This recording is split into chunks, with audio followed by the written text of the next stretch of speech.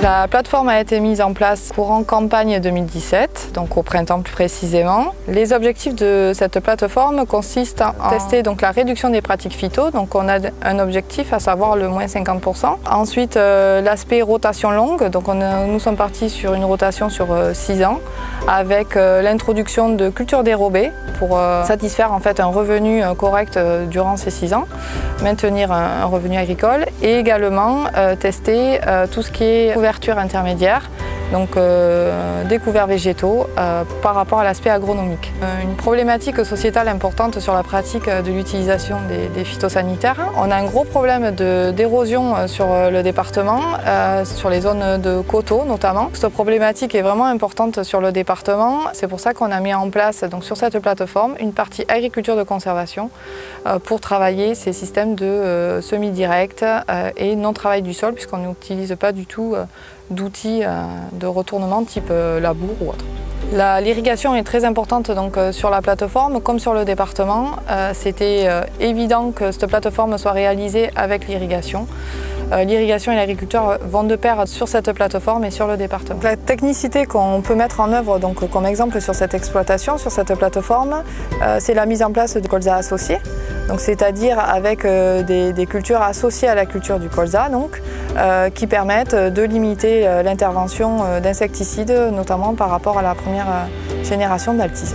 Les premiers à en bénéficier, ce sont les techniciens de la Chambre qui y participent, qui donnent aussi de leur temps et de leur énergie, mais ils peuvent l'utiliser pour transposer directement aux agriculteurs. Et puis dans des journées comme aujourd'hui, les agriculteurs peuvent aussi venir voir ce qui se fait et ça a un intérêt pour eux, pour leurs décisions de tous les jours. C'est vrai qu'il y a une problématique sociétale importante sur la pratique de l'utilisation des phytosanitaires.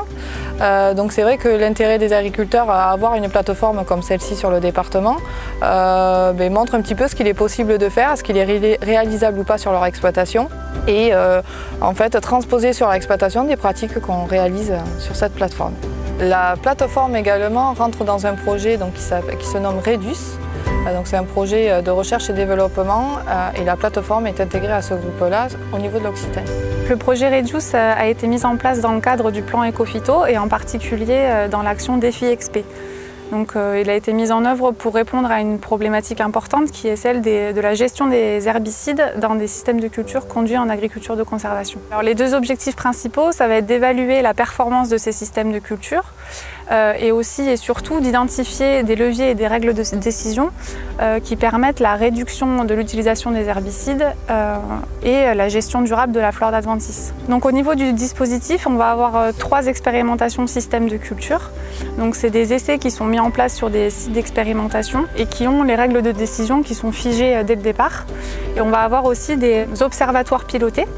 Donc ce sont des essais qui sont mis en place là chez les agriculteurs et pilotés par les agriculteurs et là où les règles de décision ne sont pas figées et peuvent évoluer au cours du projet. La plateforme de Biexanis, elle a un statut un petit peu particulier puisqu'elle est entre l'expérimentation système de culture et l'observatoire piloté. Cette diversité de systèmes reflète aussi la diversité des systèmes qui sont mis en place par les agriculteurs et aussi celle de la région. Donc c'est pour ça qu'on a besoin d'avoir plusieurs systèmes différents pour pouvoir ensuite proposer aux agriculteurs plusieurs marges de manœuvre. Cette plateforme n'a de sens que si elle est transposable chez les agriculteurs.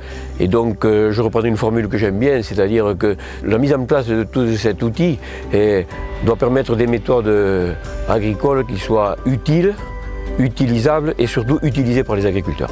Dans les moments qu'on vit et qu'on vivra de plus en plus, il vaut mieux associer les partenaires et se répartir le travail aussi parce que certes il y a cette plateforme mais elle n'est pas seule, il y a d'autres expérimentations chez les agriculteurs, dans nos partenaires coopératives ou autres, donc il faut que ce soit de la manière la plus intelligente possible une collaboration entre les différents acteurs. Il faut qu'il y ait un minimum de filtres. Je crois qu'il y a tellement d'offres que si on n'est pas capable, nous en tant que conseillers, de dire aux agriculteurs ça vous pouvez y aller pratiquement les yeux fermés, d'autres choses il faut être plus prudent et à la limite nous on peut faire l'interface pour dire, pour valider ou ne pas valider les évolutions.